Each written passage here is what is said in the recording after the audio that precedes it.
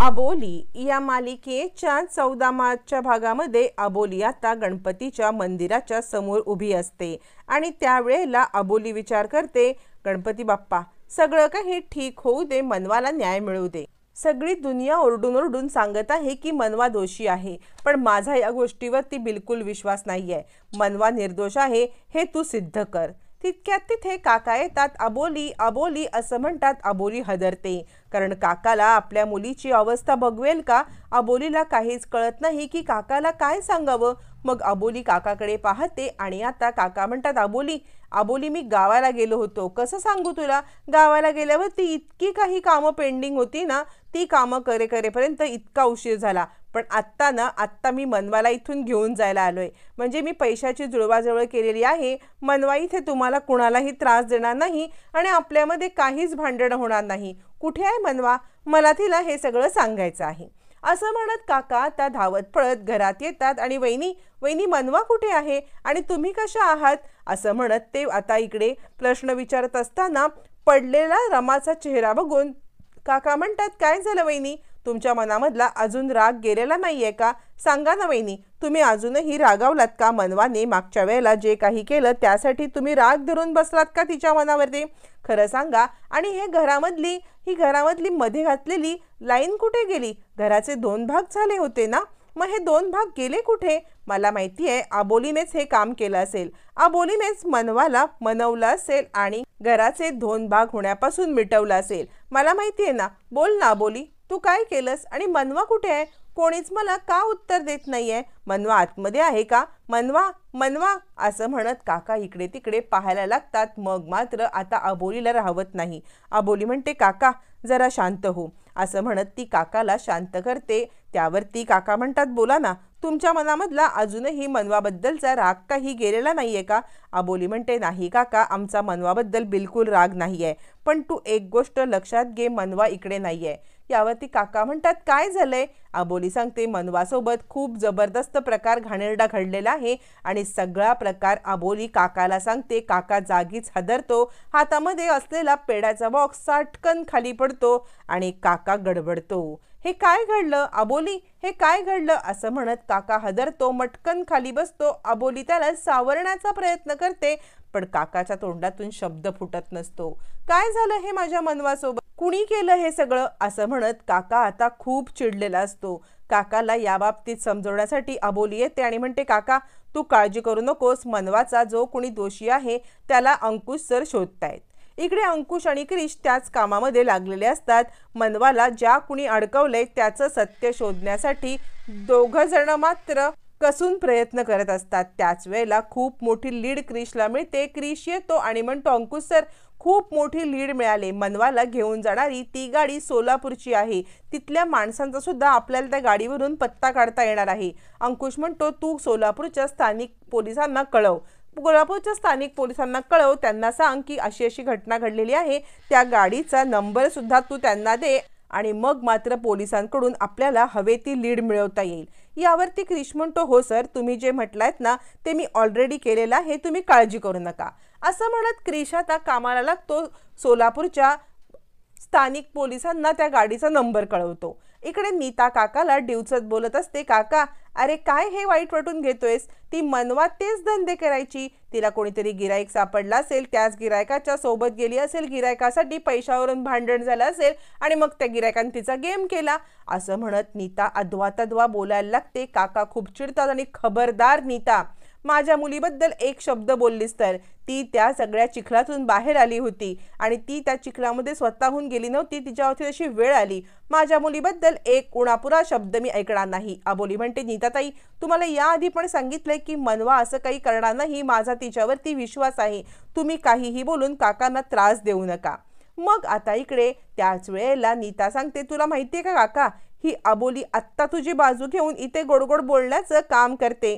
पण तुला माहित नाहीये या अबोलीने काय केलंय ते. या अबोलीने तुझ्या मुलीला हे घरकाम करायला लावलं, या घराच्या भिंती रंगवायला लावल्या, घरामध्ये सगळी जळमटं साफ केली आणि अख्खं घर तिच्याकडून दुरुस्त करून घेतलं.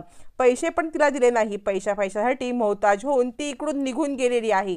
तितक्यात रमा म्हणते, भाऊजी तुम्ही हिचं काही ऐकू नका, पाणी घ्या.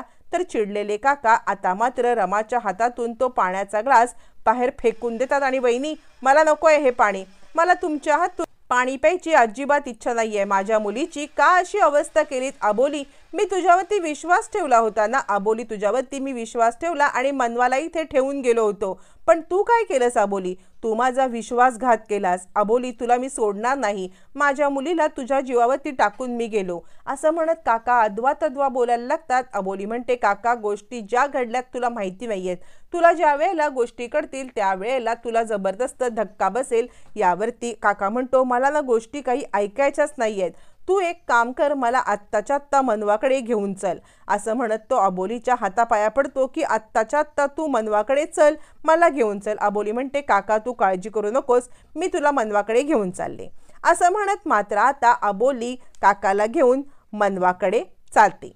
तोपर्यंत इकडे आता हॉस्पिटलमध्ये सगळेच जण म्हणजे पत्रकार आलेले असतात आणि पत्रकारांची एकच चर्चा चालू असते. ज्या मुलीने अंकुश शिंदेंच्या घरामध्ये त्यांचं घर जाळलं, ज्या मुलीला कोर्टामधून त्यांचं घर दुरुस्त करण्याची शिक्षा मिळाली होती, त्याच मुलीला मात्र आता इकडे कुणीतरी ही अवस्था करून हॉस्पिटलमध्ये टाकलेलं आहे.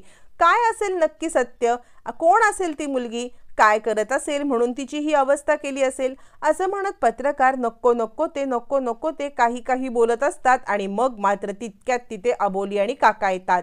पत्रकार अबोली आणि काकाकडे मुलाखत घेण्यासाठी येतात आणि बोला अबोली मॅडम, काय वाटते तुम्हाला या सगळ्याच्या मागे कोण असेल, म्हणजे खरं तर मनवा स्वतःहून त्यांच्याकडे गेली असेल का, असे घाणेरडे प्रश्न विचारायला लागल्यावरती अबोली म्हणते हे बघा तुम्ही न या सगळ्यामध्ये मनवाबद्दल अद्वातद्वा बोलू नका, ज्या वेळेला ती शुद्धीवरती येईल त्यावेळेला आपल्याला सत्य समजेल की नक्की तिच्यासोबत काय घडलं होतं आणि त्याच वेळेला आपण हे सत्य सगळ्यांच्या समोर आणू, पण तोपर्यंत तुम्ही मनवाबद्दल बोललेला एकही उणापुरा शब्द आम्ही ऐकून घेणार नाही, असं म्हणत अबोली सगळ्या पत्रकारांना धमकी देते आणि मनवाबद्दल काहीही चुकीचं बोलू नका अशी ताकीद देते. जोपर्यंत सत्य समोर येत नाही, मनवा स्वतः येऊन आपल्याला काही सांगत नाही, तोपर्यंत आम्ही काही बोलणार नाही असं त्यांना सक्त ताकीद देते.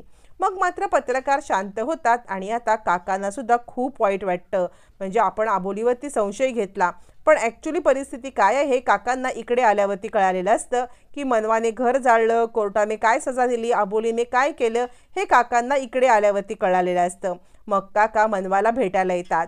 मनवाची अवस्था खूप बिकट असते, मनवा आता ऑक्सिजनवरती असते, ऑक्सिजन काढलं तर मनवाची अवस्था खूप खराब होणार असते. त्याच वेळेला तिथे आता प्रिन्स बसलेला असतो.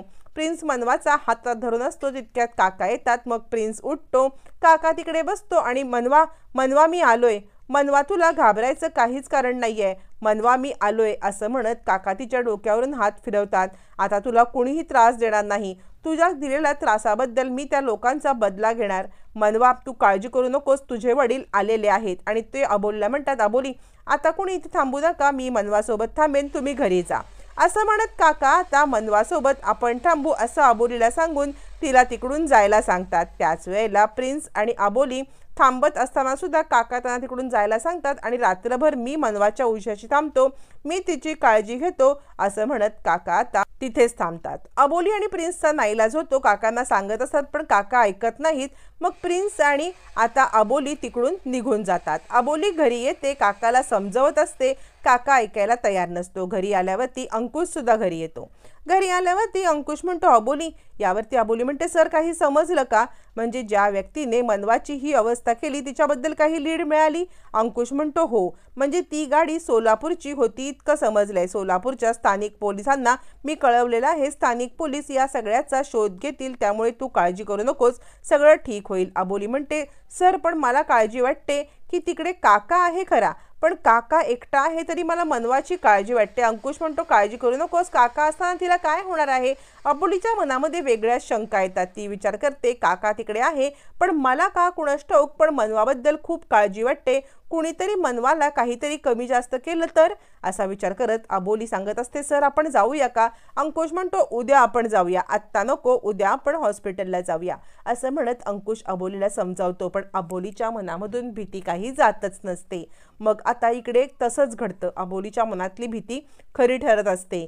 ज्या वेळेला इकडे काका झोपेत असतात, एक वेगळीच व्यक्ती मनवाच्या रूममध्ये येते आणि मनवाच्या ऑक्सिजन मास्क काढत असते. मग अबोली म्हणते, सर मला खूप भीती वाटते, आत्ताच्या आत्ता हॉस्पिटलमध्ये चला. इकडे अंकुश अबोली हॉस्पिटलमध्ये यायला निघतात. तो माणूस मनवाचं मास्क काढतो. मनवाला श्वास घ्यायला त्रास होत असतो. अबोली येते आणि म्हणते, आत कोण आहे काका? काका म्हणतात, डॉक्टर असतील. बघतात तर काय, मनवाचा मास्क काढलेला. आता मात्र अबोली वेळेत येऊन मनवाचा जीव वाचवते.